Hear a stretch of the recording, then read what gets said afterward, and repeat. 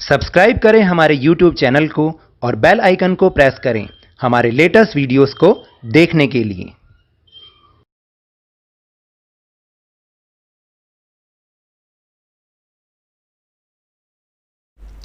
Hello and welcome to Lavneesh Sir की class. This is Directorate of Education, National Capital Region of Delhi's worksheet number 14, and it is only for class 7th students. It has taken from the subject mathematics, and we will learn and understand comparing quantity, and in this topic we'll also learn and understand to calculate simple interest. In this worksheet यानी इस worksheet में हम comparing quantities के अंतर्गत simple interest कैसे calculate किया जाता है उसे सीखेंगे। So now let's start and understand with me. Let's think and discuss. If you wish to save your money, where do you deposit it? आपको अगर अपनी मनी बचानी है, उसकी बचत करनी है, तो आप उसे कहाँ डिपॉजिट करेंगे? नेचुरली है बैंक में। Second question is, why do you deposit your money in the bank? Because it is safe in the bank. Third is, does your deposited money grow in the bank? How? Yes, it will grow in the bank. कैसे? Because we'll get interest on it. तो हमें interest मिलता है इसके ऊपर। तो When we need money, we borrow from the bank. जब हमें मनी की ज़रूरत होती है हम बैंक से उधार लेते हैं। Borrowed money is called the loan. और जो हम पैसा उधार ले रहे हैं, बोरो कर रहे हैं, उस मनी को हम लोन कहते हैं। The extra amount paid for the use of borrowed money is what we call interest. तो यानी जब हम borrowed मनी को वापस रिटर्न करते हैं तो उसके साथ हम कुछ एक्स्ट्रा अमाउंट भी बैंक को पे करते हैं और उसे ही हम इंटरेस्ट कहते हैं। Simple interest is a quick and easy method of calculating the interest charge on loan. और सिंपल इंटरेस्ट ही एक बहुत क्विक और ईजी मेथड है जो बैंक हमें लोन देता है, उस पर इंटरेस्ट चार्ज जो करता है उसको कैलकुलेट करने का। Then important terms in simple interest I. तो देखिए हम सिंपल इंटरेस्ट को आई से डिनोट करते हैं। उसके बाद इसमें और कौन कौन से आइटम्स होते हैं या टर्म्स होते हैं, जैसे principal P, the money which we deposited in, और borrow is called the principal. यानी जो मनी हम डिपॉजिट करते हैं या फिर जितनी मनी हम बैंक से बोरो करते हैं उसे हम प्रिंसिपल कहते हैं। फिर है रेट ऑफ इंटरेस्ट, जिसे हम आर से लिखते हैं। The interest on ₹100 for 1 year is known as the rate of interest. यानी 1 साल के इंटरेस्ट के रूप में हमें क्या मिलता है, 100 रुपये जो है वो है, तो उसी को ही हम रेट ऑफ इंटरेस्ट पर ईयर कहते हैं। And the next is time, the period of time for which the principal is kept और यूज इज कॉल्ड टाइम। यानी जितने समय के लिए हम प्रिंसिपल को बैंक में रखते हैं तो इसको हम टाइम कहते हैं। Now the simple interest is calculated by multiplying the interest rate per year by the principal by the time in number of years. तो जब हमें सिंपल इंटरेस्ट कैलकुलेट करना होता है तो हम जो अभी हमने 3 टर्म्स पढ़ी उनको हम मल्टीप्लाई कर देते हैं। That is simple interest is equal to principal multiply by time multiply by rate of interest. तो क्या फॉर्मूला बना, we get I is equal to R by 100 multiply by T multiply by P and multiply by T। तो ये हमें interest calculate करने में help करता है ये formula. Sum simple interest when added to the principal gives amount. और जब हम इस इंटरेस्ट को प्रिंसिपल में प्लस कर देते हैं तब हमें अमाउंट A मिलता है।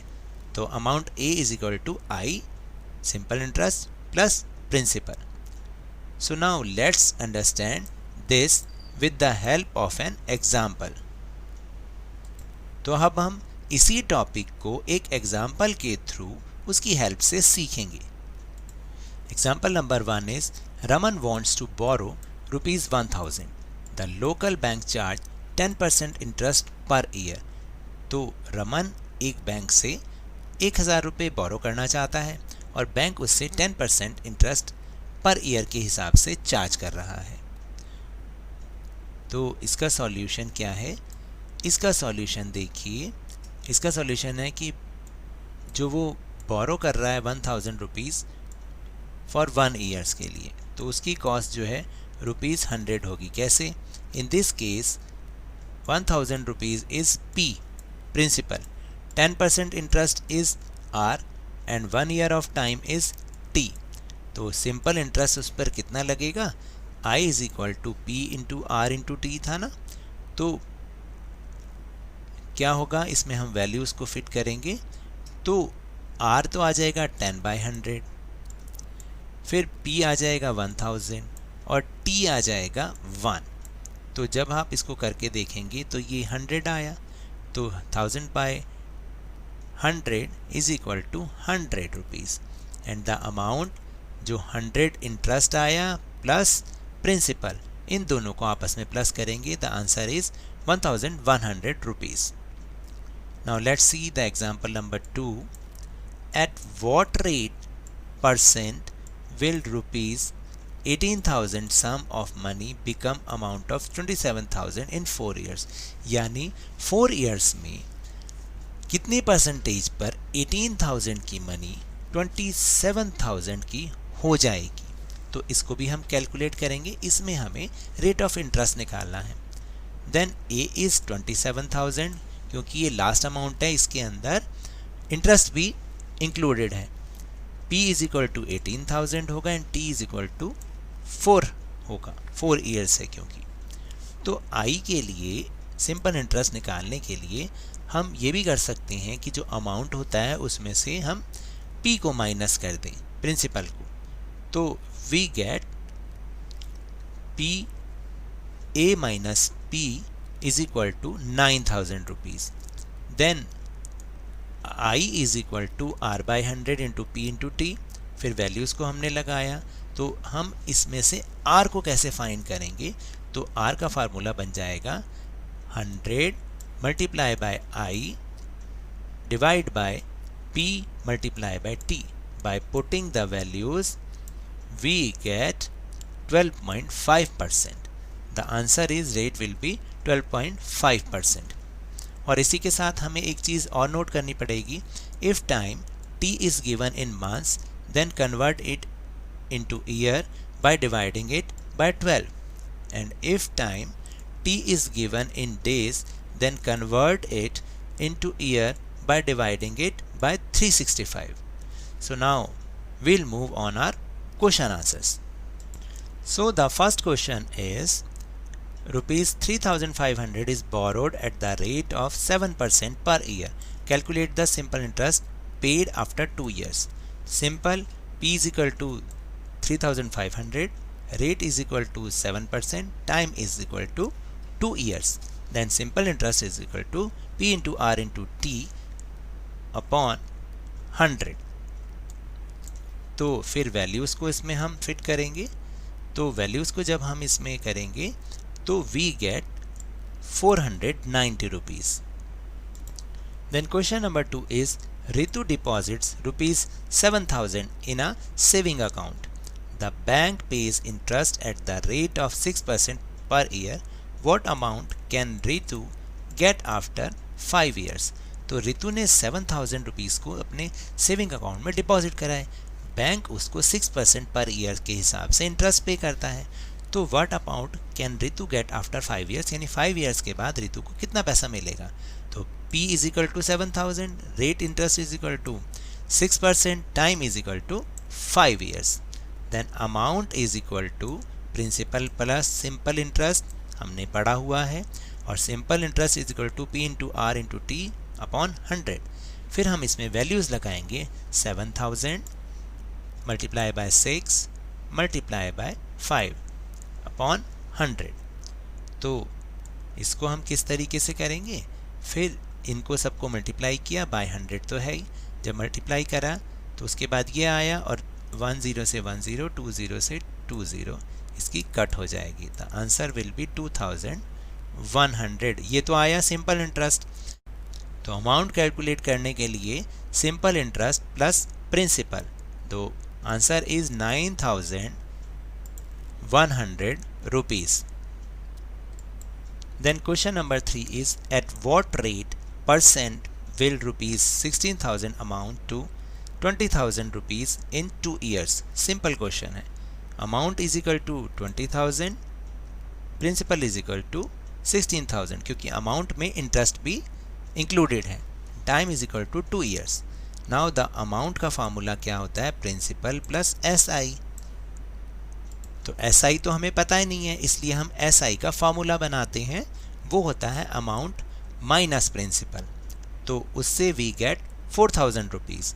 Then simple interest is equal to P into R into T, और सिंपल इंटरेस्ट तो हमारा 4,000 आया है, और इसमें हम वैल्यू उसको लगाएंगे 16,000 multiply by R multiply by 2/100।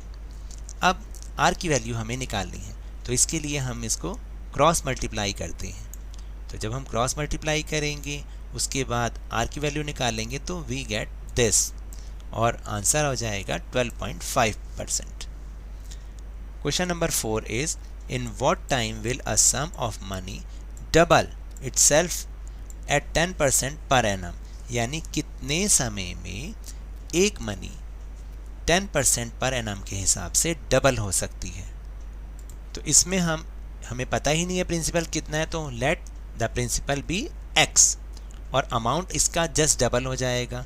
तो अमाउंट में तो इंटरेस्ट भी है, तो इसलिए x का डबल कितना हुआ? 2x। और सिंपल इंटरेस्ट का फॉर्मूला अभी हमने निकाला भी था, amount minus principal, that is 2x minus x, तो आंसर बचा x। तो SI यानी सिंपल इंटरेस्ट हो गया x। और फिर अब हम इसका फॉर्मूला लगाएंगे तो यहाँ पर तो हम x ही लिखेंगे, क्योंकि SI is equal to x है, और इधर हो जाएगा x multiply by 10 multiply by t by 100, यहाँ पर हो जाएगा फिर सामने। फिर हम इसको क्रॉस मल्टीप्लाई करेंगे, और ये इधर हो जाएगा 100x और इधर हो जाएगा 10x इंटू t। t की वैल्यू निकालने के लिए ये इसके नीचे जाएगा, डिवाइड हो जाएगा क्योंकि साइड चेंज करेंगे।